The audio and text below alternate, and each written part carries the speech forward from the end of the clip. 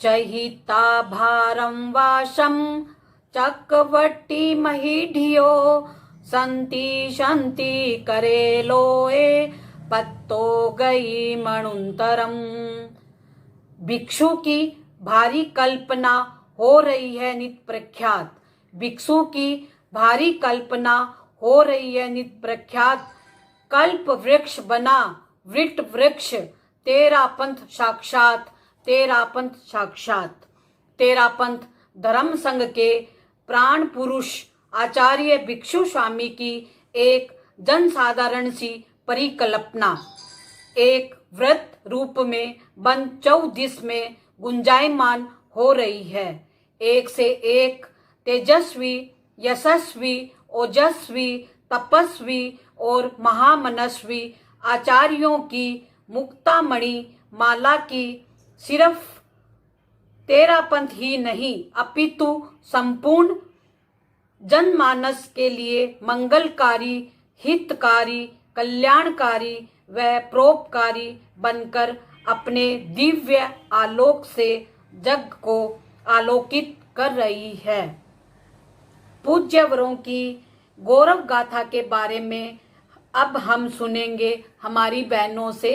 जय जिनेन्द्र। तेरा पंथ के प्रथम आचार्य भिक्षु का जन्म विक्रम संवत 1783 आषाढ़ शुक्ला 13 को कंटालिया में हुआ। बचपन से ही होनहार, वीरवान, तेज तरार भिक्षु दीक्षा लेने का मनोमन संकल्प कर लिया। भिक्खन जी ने अपनी माँ से अनुमति मांगी। माँ ने सीन सपन की बात कही। तभी रघुनाथ जी ने दीपाबाई को समझाते हुए कहा, थारो बेटो देख शेर जू गुंदलो, मानो आकाशवाणी हुई हो। तत्काल माता की स्वीकृति पाकर भिक्खन जी ने आचार्य रघुनाथ जी द्वारा विक्रम संवत 1808 मार्गशीर्ष कृष्ण 12 को दीक्षा ग्रहण की। थोड़े ही समय में वे जैन शास्त्रों के अच्छे ज्ञाता बन गए। थोड़े ही समय में भिक्खन जी और रघुनाथ जी में तीव्र तनाव बढ़ा पर नालय की सी स्थिति आई। भिक्खन जी संघ से अलग हुए। तेरा संत, तेरा श्रावक, तेरा ही नियम से मिलकर एक सुंदर तेरा पंथ के नाम से प्रख्यात हुआ और संघीय मर्यादाओं का निर्माण किया। 1832 में आचार्य भिक्षु ने अपने प्रमुख शिष्य भारमल जी को अपना उत्तराधिकारी घोषित किया। 15 वर्ष तक संघर्ष कर उस लौह पुरुष को प्रणाम जो देता रहा धर्म को नया निखार। तेरा पंथ धर्म संघ के द्वितीय आचार्य श्री भारमल जी स्वामी, जिनका जन्म विक्रम संवत 1803 को मेवाड़ के मुआ गांव में हुआ। बचपन से ही सरल सैल होने के साथ साथ वे सत्य के भी पक्षधर थे। महज 10 वर्ष की अल्प आयु में ही स्थानकवासी संप्रदाय में आचार्य भिक्खन जी के हाथों उन्होंने दीक्षा ग्रहण की। आचार्य भिक्खन जी के वे प्रमुख शिष्य थे। स्वाध्याय में उनकी विशेष रुचि थी। वे थोड़े ही समय में सहस्त्रों गाथाओं को कंठस्थ कर लेते थे। आचार्य भिक्खन जी द्वारा रचित प्राय सभी ग्रंथों की प्रतिलिपि वे स्वयं ही करते थे। उन्होंने अपने जीवन में लगभग 5 लाख गाथाओं का लेखन स्वयं ही किया। संवत 1832 मार्गशीर्ष कृष्णा को सप्तमी को वे युवाचार्य पद पर नियुक्त हुए। स्वामी भिक्खन जी के दिवंगत होने के बाद विक्रम संवत 1860 भाद्रपद शुक्ल त्रयोदशी के दिन वे आचार्य बने। वे अत्यंत साहसी थे। स्वामी भारमल जी के जीवन में अनेकों ऐसी गाथाएं हैं जिनसे उनके सहज गुणों की आभा झलकती है। उनके जीवन काल में लगभग 38 साधु व 44 साध्वियाँ दीक्षित हुई। विक्रम संवत 1878 माघ कृष्णा अष्टमी के दिन आचार्य भारमल जी महाप्रयाण कर गए। ओम हरम। तेरा पंथ धर्म संघ के तीसरे आचार्य ऋषि राय का जन्म विक्रम संवत 1847 को उदयपुर की बड़ी रावलिया में हुआ।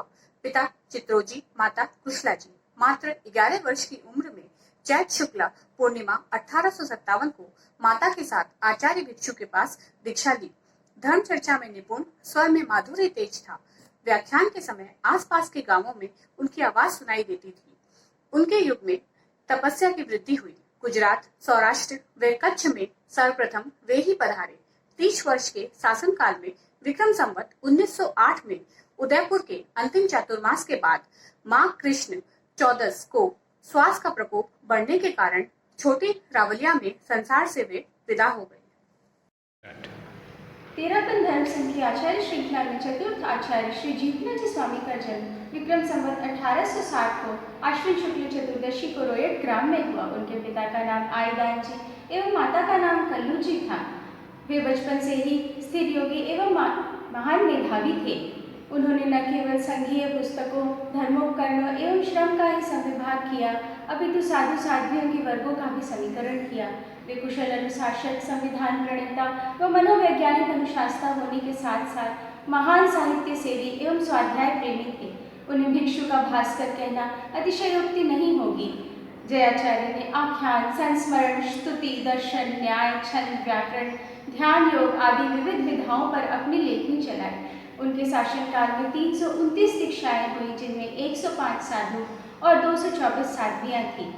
विक्रम संवत 1938 भाद्रपद कृष्ण द्वादशी को जयपुर में उनका देवलोक गमन हुआ। विक्रम संवत 1897 चैत्र शुक्ला एकादशी के दिन पिता पूरनमल जी बेगवानी, माता बन्ना जी बेगवानी बीदासर के यहाँ पे एक पुत्र पैदा हुआ, जो कि आगे चलकर 13 धर्म संघ के 5वें आचार्य मगवा गणी बने। 1908 मृगसर कृष्णा द्वादशी को युवाचार्य जीतमल जी के हाथों उनकी दीक्षा हुई, तो आचार्य रायचंद जी को 3 शिकियाँ आई और उन्होंने फरमाया, होनहार होगा, अग्रणी होगा, जीतमल का कार्यभार संभालने वाला होगा। आचार्यों की कही को कौन बदल सका है। नम्रता, सहनशीलता, पापभीरुता, गंभीरता, बालक की तरह सरल हृदय, सतत अप्रयत, स्थिर योगी आदि विशेषताएं थी मगवा गणी में। वो 13 धर्म संस्कृत के प्रथम पंडित हुए। मात्र 14 वर्ष की उम्र में जयाचार्य ने उन्हें श्रीपंच घोषित किया, क्योंकि वे सबके विश्वास पात्र और प्रिय थे। 1938 जयपुर में उन्हें आचार्य पद दिया गया एवं 1949 चैत्र कृष्ण पंचमी के दिन सदा शहर में उन्होंने स्वर्गारोहण किया। आचार्य श्री मानक गणी। तेरा पंथ के छठे आचार्य श्री मानक गणी का जन्म विसंत 1812 को जयपुर में हुआ था। मानक गणी प्रकृति से विनम्र थे, उनकी बुद्धि तेज थी, वे हर बात को बड़ी शीघ्रता से ग्रहण कर लेते थे। तेरा पंथ के आचार्यों में हरियाणा में सर्वप्रथम पधारने वाले मानक गणी ही थे। संत विकास की दृष्टि से मानक गणी ने अपना समय उन क्षेत्रों में अधिक से अधिक दिया जहां पूर्वा कार्यों का विराजना कम हो रहा था। मानक गणी का चिंतन परम्परा पोषित व रूढ़ नहीं था। उनके द्वारा धर्म संघ में कई नए उन्मेष आने की संभावना थी, लेकिन धर्म संघ उनकी शासना से लंबे समय तक लाभ चिंतक नहीं हो सका। 42 वर्ष की आयु में विसंत 1854 को उनका अचानक स्वर्गवास हो गया। तेरा पंथ के 7वें आचार्य श्री डालगणी का जन्म उज्जैनी नगरी में हुआ। उन्होंने 15 वर्ष की अवस्था में दीक्षा ग्रहण की। वे आगाम, मर्मज्ञ, शास्त्रार्थ निपुण एवं दृढ़ संकल्पी, उग्र विहारी और तेजस्वी आचार्य थे। तेरा पंथ की व्यवस्था के अनुसार भावी आचार्य का निर्माण वर्तमान आचार्य करते हैं, पर मानक गणी के अचानक स्वर्गवास हो जाने के कारण भावी आचार्य का निर्माण एक जटिल पहेली थी, किंतु साधु साधियों ने एक मत होकर डालगणी को निर्वाचित किया। यह इतिहास की विलक्षण घटना है। उन्हें 3 आचार्यों का अनुभव संपदा प्राप्त हुई एवं डालगणी ने 12 वर्ष तक तेरा पंथ धर्म संघ का दायित्व संभाला। विक्रम संवत 1866 को वे महाप्रयाण कर गए। तेरा पंथ के 8वें आचार्य श्री कालूगनी का जन्म विक्रम संवत 1833 को छापर में हुआ। बचपन से उनके मन में धर्म के प्रति विशेष अनुराग था। मात्र 10 वर्ष की उम्र में अपनी माता जी के साथ उन्होंने दीक्षा ग्रहण की। 30 वर्ष में वो आचार्य पद पर आसीन हुए। कालूगनी के युग में साधु संपदा अभूतपूर्व विस्तार हुआ। संघ में पुस्तक भंडार भी बहुत समृद्ध हुए। कालूगनी के युग में तेरा पंथ का क्षेत्र का विस्तार हुआ। मध्य प्रदेश, गुजरात और महाराष्ट्र आदि सुंदर प्रांतों में उन्होंने सर्वप्रथम साधुओं को भेजा। विद्या के क्षेत्र में विशेषकर संस्कृत विद्या के कालूगनी के समय में प्रगति। विक्रम संवत 1813 से भाद्र शुक्ल षष्ठी को गंगापुर राजस्थान में देवलोक हो गए। मानव को मानवता सिखाने वाले संत तुलसी को बारंबार प्रणाम है। 20 अक्टूबर 1914 को आचार्य तुलसी का जन्म हुआ। गुलाम भारत 1947 में आजाद हो गया। उस समय तेरा पंथ के एक भविष्य दृष्टा मनीषी आचार्य ने शंखनाद किया। अंग्रेज चले गए, लेकिन जातिवाद, छुआछूत, ऊंच नीच जैसी कई बुराइयां थी। ऐसे में 22 वर्ष की मुनि तुलसी से प्रभावित होकर आचार्य कालूगनी ने अपना उत्तराधिकारी घोषित कर दिया। अब एक नए युग का आरंभ हुआ, तुलसी युग। विद्वान साधु साध्वियों का बड़ा वर्ग तैयार होने लगा। यहाँ के महान दार्शनिक आचार्य महाप्रज्ञ, आचार्य महाश्रवण, साध्वी प्रमुखा कनक प्रभा आदि अनेक साधु साध्वियां इनके सानिध्य में पढ़े लिखे। आचार्य तुलसी के ऐसे सिद्धांत जो नैतिक मूल्यों से प्रेरित करते रहेंगे। जैन विश्व भारती के प्रवर्तक जिन्हें कहा जाता है। उन्होंने पर्दा प्रथा, दहेज प्रथा जैसी कुरीतियों का घोर विरोध किया।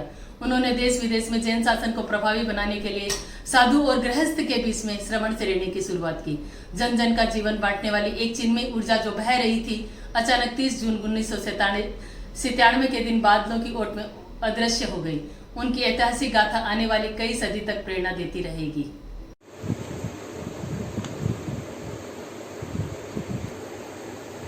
महाप्रज्ञा नमस्ते। विक्रम संवत 1939 गहन ज्ञान, दूरदर्शी दृष्टि, प्रज्ञापूर्ण बहुआयामी व्यक्तित्व के धनी आचार्य श्री महाप्रज्ञा जी का तमकोर के धरा पर अवतरण हुआ। पिता तोलाराम जी व माता बालू जी की आज्ञा से मात्र 10 वर्ष के अल्प आयु में वे दीक्षित हुए एवं 56 वर्ष की आयु में वे आचार्य पद पर आसीन हुए। उनकी अंत प्रज्ञा व गहन ज्ञान के कारण आचार्य श्री तुलसी ने इन्हें महाप्रज्ञा से अलंकृत किया। जैन योग के क्षेत्र में इनके असाधारण एवं अनवरत योगदान, प्रेक्षा ध्यान विधि का पुनर्जीवन, नैतिकता शांति पर अतुलनीय अधिकार, प्रबुद्ध चिंतक, नैतिकता, अहिंसा, शांति, सामाजिक धार्मिक सौहार्द, जीवन विज्ञान पर मौलिक चिंतन इन्हें दूसरा विवेकानंद बनाती है। 9 मई 2010 सरदार साहब की धरा पर इस ज्योतिपुंज महापुरुष का महाप्रयाण हुआ। आज महाप्रज्ञ आंतरिक जागरण के ऐसे गुलाब हैं जिनकी महक तेरापन धर्म संघ को हमेशा महकाती रहेगी। थोड़े शब्दों में कहें तो इनकी सृजन चेतना से संपूर्ण समाज लाभान्वित हुआ है। ओम अरहम। विलक्षण व्यक्तित्व, ओजस्वी वाणी के धनी तेरापन धर्म संघ के 11वें अधिशास्ता आचार्य श्री महाश्रवण के चरणों में वंदन। उनका जन्म विक्रम संवत 2019 को सरदार शहर में हुआ। विक्रम संवत 2031 को बैरागी मोहन ने दीक्षा ग्रहण करी और वे मुनि मुदित बने।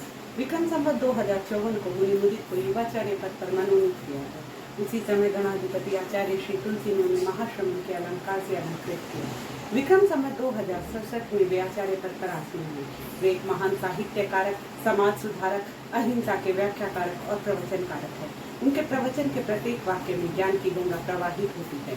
उन्होंने आचार्य श्री तुलसी एवं आचार्य श्री महाप्रज्ञ के साथ हजारों किलोमीटर की यात्रा की। आज भी उनके द्वारा अहिंसा यात्रा गतिमान है। वे अपनी अहिंसा यात्रा को नेपाल एवं भूटान तक लेकर गए और जन जन में नशा मुक्ति और अहिंसा के लिए जागरूक भी किया। उनका शांत एवं मृदु स्वभाव जन कल्याण के लिए समर्पित है। उनका हर चरण त्याग, तप, संयम एवं मानवता के पथ पर प्रकाश स्तंभ बने, यही मंगल कामना है। ओम अरहम। आराध्य के चरणों में से भक्ति वंदन।